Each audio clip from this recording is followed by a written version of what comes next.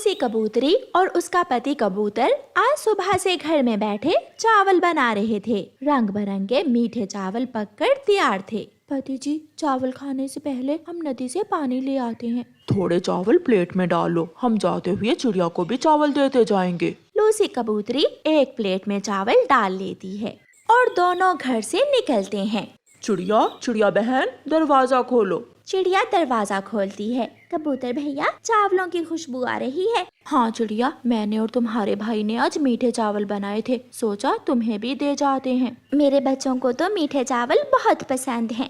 उड़ती हुई गोरी कौवी कबूतर के घर के पास से गुजरती है। ये खुशबू कहाँ से आ रही है? ये तो चावलों की खुशबू है। देखती हूँ किसके घर में चावल बन रहे हैं। गोरी कौवी तोते के घर जाती है और दरवाजे पर दस्तक देती है। मैं सोया हुआ था, बताओ गोरी, क्या काम है? तोते तोते, मेरे भाई तोते, आज तुमने खाने में क्या बनाया है? मेरे पास एक अमरूद था, मैं तो वो अमरूद खाकर सो गया था। बड़ी चोंच वाले तोते, कभी कुछ और भी खा लिया कर, जब देखो अमरूद ही खाते रहते हो।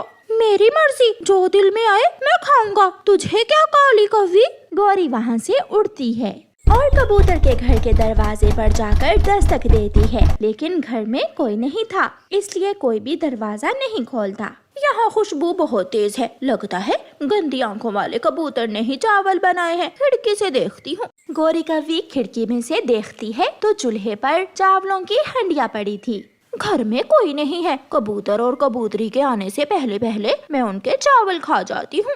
गोरी कौवी बहुत मुश्किल से खिड़की के रास्ते कबूतर के घर में घुस जाती है और जाकर चावल खाने लगती है। चावल बहुत स्वादिष्ट थे, इसलिए गोरी कौवी खुद को रोक नहीं पाती। गोरी कौवी सारे ही चावल खा लेती है। गोरी वहाँ से निकलने ही वाली थी कि दरवाजा खुलता है। कबूतर और कबूतरी घर में आ जाते हैं। गोरी कौवी भागकर अलमारी के पीछे छुप जाती है। पति जी, चावलों की हंडिया खाली है, चावल कहाँ गए? कबूतर रोने लग जाता है। कोई चोर हमारे चावल चुरा कर ले गया। कौन है? वो कौन होगा? मुझे तो उस काली कौवी पर ही शक है, वही दूसरों के घरों में झांक झांक कर देखती है। मैं छोड़ूंगा नहीं उसे, मैं उसके पंख तोड़ दूंगा। गोरी अलमारी के पीछे छुपी सब सुन रही थी और डर रही थी। कबूतर लाठी उठाता है और गुस्से में अपने घर से निकलता है। कबूतर पूरे जंगल में घूमता है, लेकिन उसे कहीं भी गोरी दिखाई नहीं देती। दिखाई देती भी कैसे? गोरी तो कबूतर के घर में ही छुपी हुई थी। कबूतर, तुम यहाँ क्या कर रहे हो और ये लाठी क्यों उठा रखी है?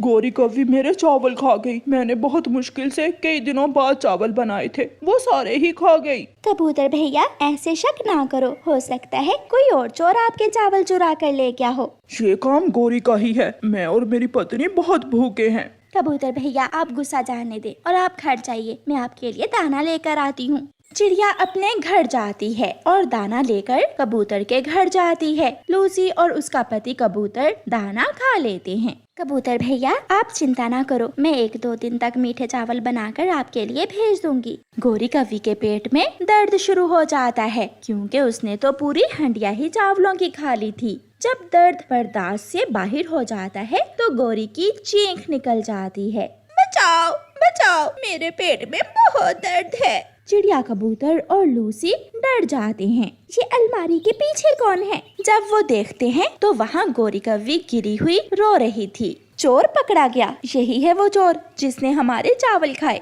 कहाँ है मेरी लाठी? कहाँ है? चिड़िया प्लीज मुझे बचा लो, मैं तो पहले से ही मरी हुई हूँ। मेरे पेट में बहुत दर्द है, मैं दर्द से मर रही हूँ, मुझे बचा लो। कबूतर भैया, अब जाने दें और जल्दी से बुलबुल डॉक्टर को बुला कर लाएं। मेरे ही चावल खाए इस काली कौवी ने और मैं ही इसका इलाज भी करवाऊं? पति जी जल्दी जाओ, वो मर जाएगी। कबूतर जाता है और बुलबुल को साथ लेकर आता है। बुलबुल, मेरे पेट में यहाँ बहुत ज्यादा दर्द है।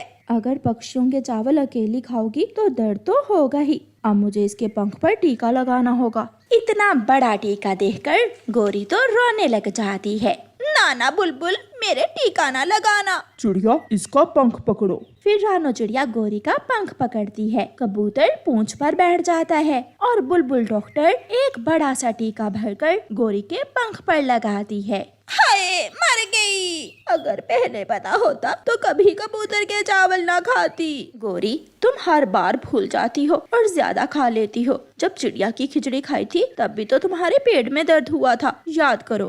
गोरी कौवी को चावल खाने की सजा मिल जाती है। कबूतर चिड़िया और लूसी कबूतरी खूब हंसते हैं और गोरी दुम दबाकर वहाँ से भाग जाती है।